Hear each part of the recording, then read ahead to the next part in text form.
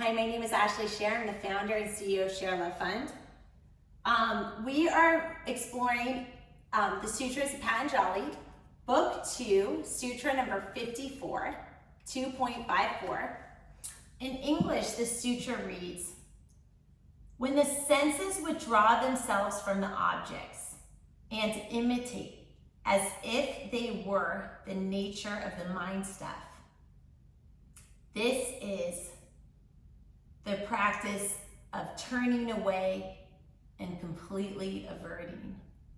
So what does that mean? With pranayama is breath work, connecting breath with movement in yoga. With pranayama, the mind is still not completely fit because there are other things that we will try to put in the mind here and there, namely all the senses. This will always tell the mind, oh, there's a wonderful thing in this showcase. Come on, why not buy it? Maybe you need this, maybe you need that. Or do you smell some wonderful odor? Is that cookies, cupcakes? Oh, maybe I'm hungry, maybe I need this, maybe I need that.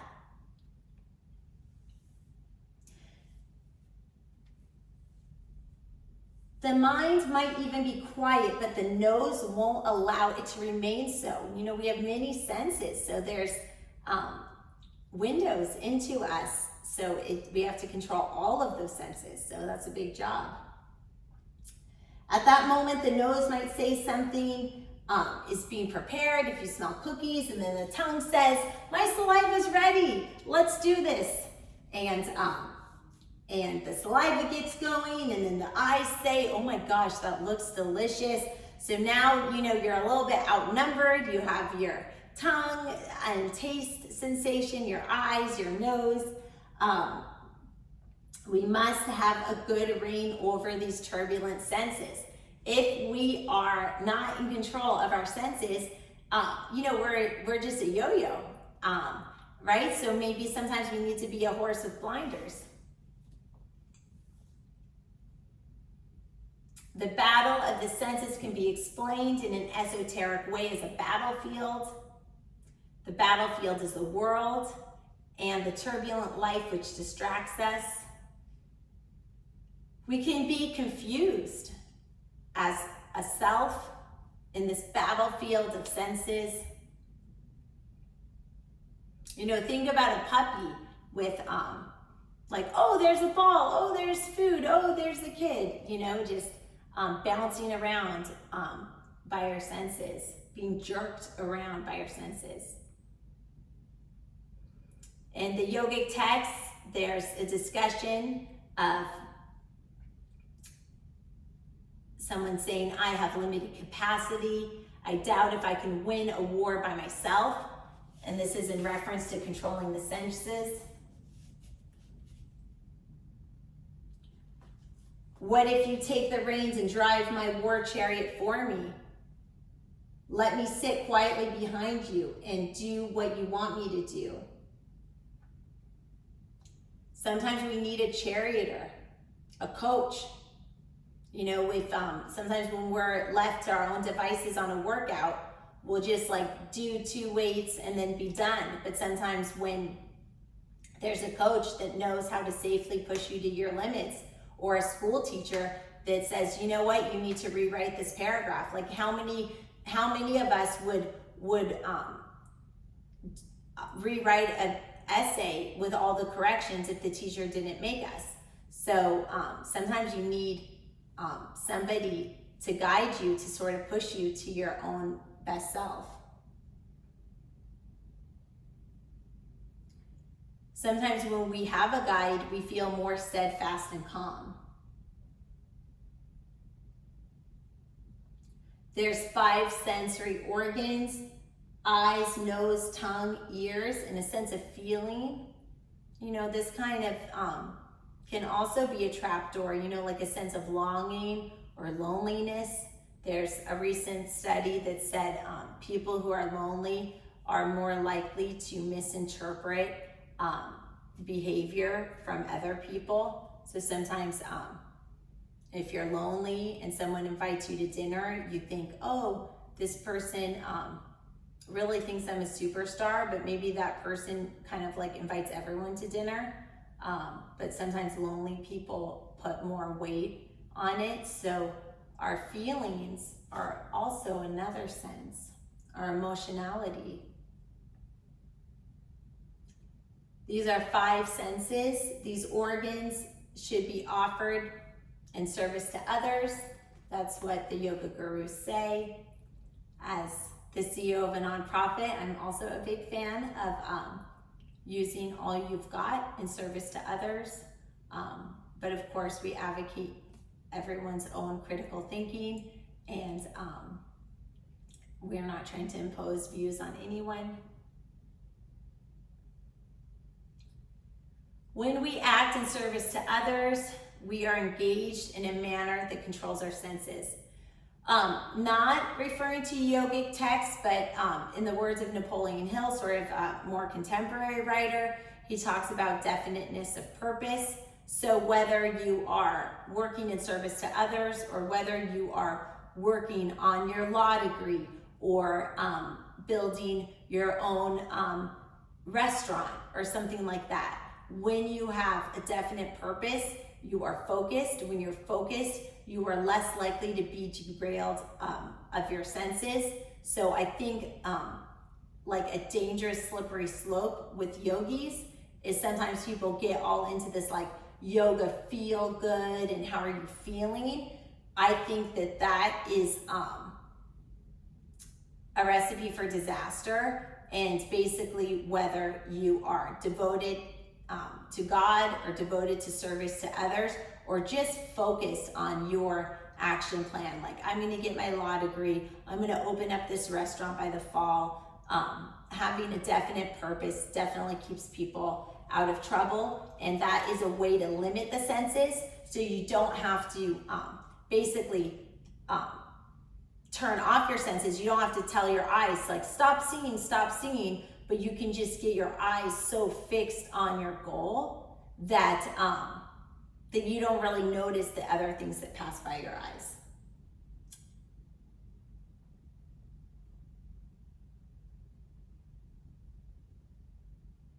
Unless our senses are properly engaged, they will always drag the mind outside. When the mind is withdrawn from the sense of objects, the organs are also withdrawn from themselves, from their respective objects, and thus they are said to imitate the mind.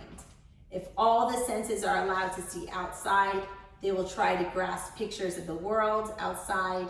If they are turned inward, they will see the purity of the mind, and they won't take the color of the outside world. The senses are like a mirror. Turned outward, they reflect the outside. Turned inward, they reflect the pure light. By themselves, the senses are innocent, but when allowed to turn outside, they attract everything and transfer those messages to the mind, making it restless. Turned inward, they find peace by taking the form of the mind itself. The senses are, in effect, a gateway that allows externals to come into the mind.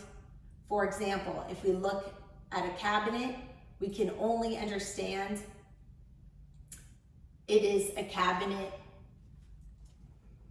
if our mind takes that form. This is the law of perception. That's why when we concentrate on something holy, our mind takes that form. You can also think of this as positive associations. When you are around really positive people that are doing something with their lives, you're like, yeah, I'm gonna go back to school too. I'm gonna do something with my life. And on the flip side, sometimes when we're around negative people saying, the world's against me and everybody's messed me up, then, our mind can take that form. Like, yeah, I blame this person, I blame that person, like it's their fault, like I'm mad too. So it's really important that we surround ourselves with positivity, that we think of our mind as a mirror. And so if our mind is going to mirror some things in the external world, what do we want? What do we want our mind exposed to? And then this is the start of setting boundaries and the start of self-love. Because when you think of your mind as pure, and something to be protected, then you make better decisions about what you expose your mind to. If a lot of people are standing around talking bad about someone, you can remove yourself from the situation, saying, I don't want my mind to reflect all that. I'm gonna focus on making me good and not focus on somebody else's problems, because we all have our own problems we need to kind of focus on. It's one thing if we're helping someone in service to others, but gossip doesn't get anyone anywhere.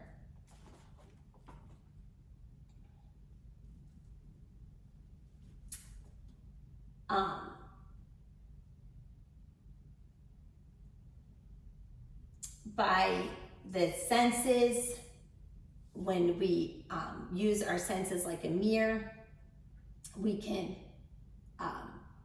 make decisions about how to surround ourselves. When the mind retains things that it sees, we get those pictures that we saw, even sometimes in our dreams. When we have a sense of control, we only allow the mind to take the forms we want.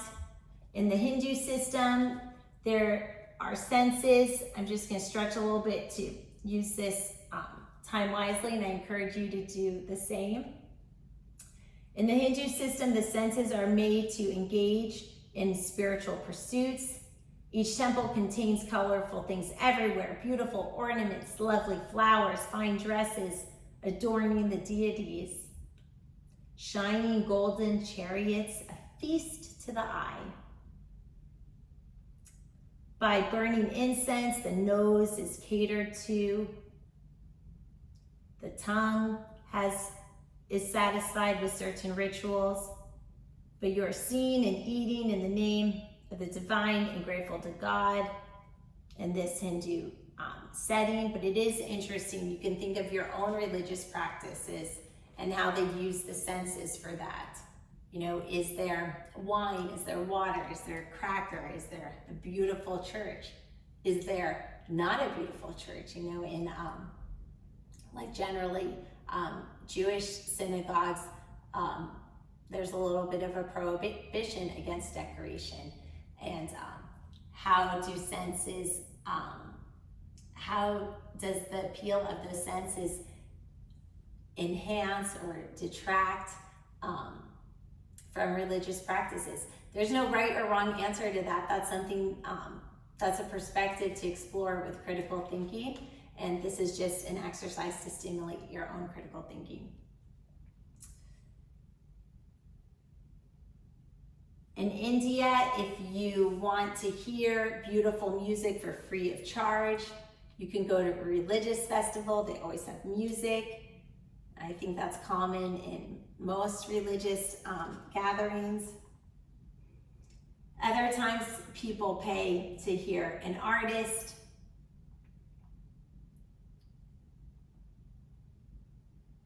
There's ways to control the mind. To gain mastery is not easy. We shouldn't delude ourselves into thinking that we can gain mastery of our mind in even a few years. As yogis like to say, it's a practice, not a perfect. So, you know, this is something to practice, controlling our mind.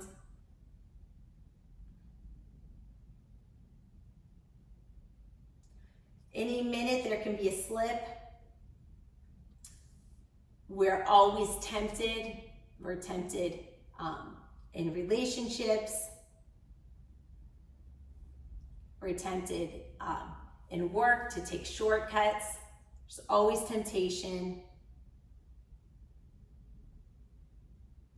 And it's our job to stay focused, whether your focus is in service to others, if your focus is on God, if your focus is just like your work or your action plan. You're going to get a degree, you're going to be a good mom, you're going to commit to a workout routine. Just getting an action plan focused, that's the best way to control the senses. So I guess the message here is we have to control our senses. We have to put blinders on, or our senses are going to get us into trouble.